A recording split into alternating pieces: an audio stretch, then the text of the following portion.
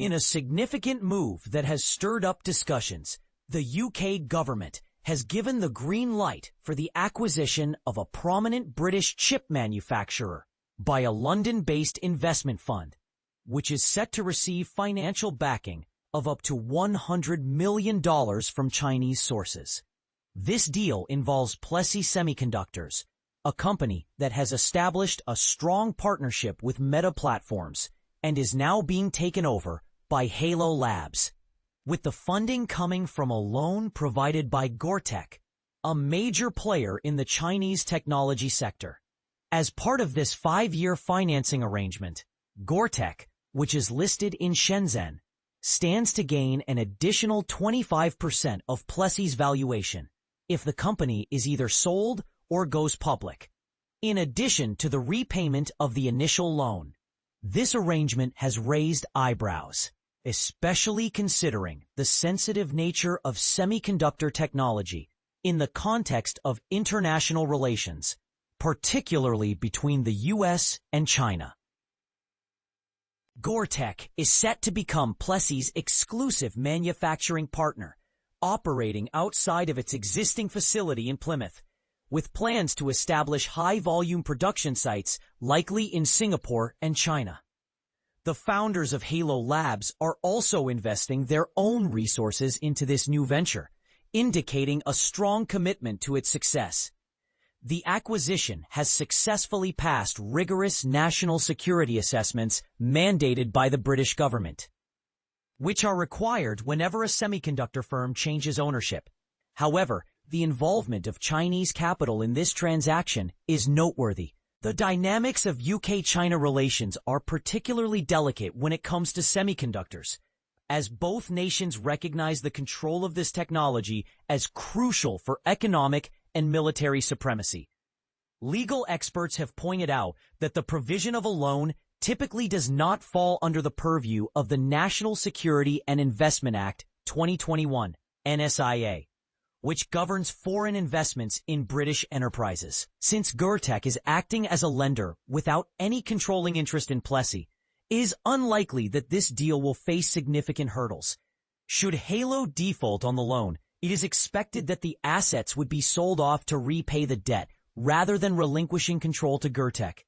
Plessey specializes in manufacturing microchips for advanced display technologies, which can be likened to compressing a modern 65-inch HD television into a space no larger than a SIM card.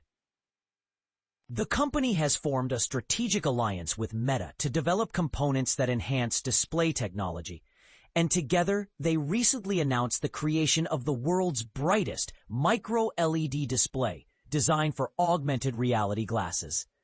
Haylo Labs aims to broaden its clientele beyond Meta.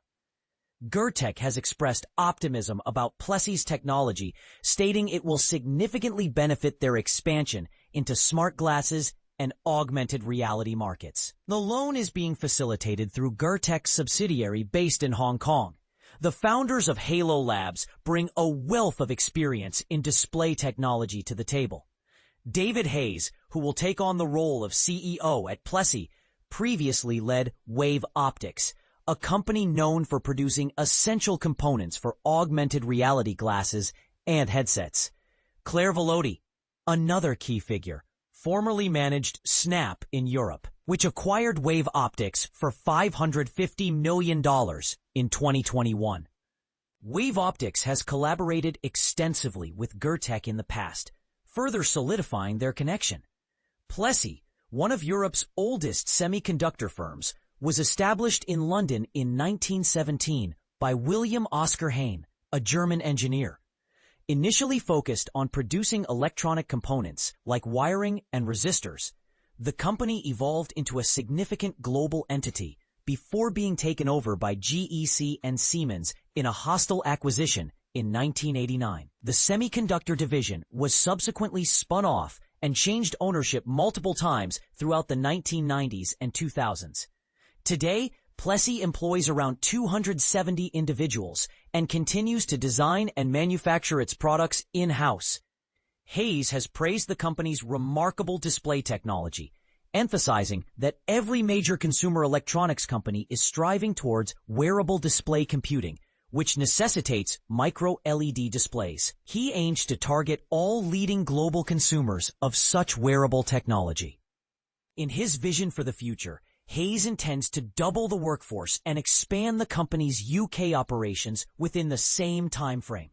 Our goal is to establish a large public company in the UK, leading the world in micro-LED and optical computing, with every profit reinvested back into the business, he stated.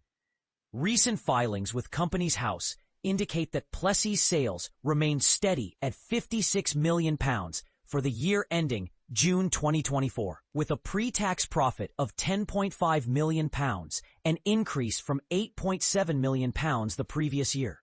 A significant portion of this profit has been distributed as dividends to its owners, amounting to £7.8 million in 2024 and £7.1 million in 2023.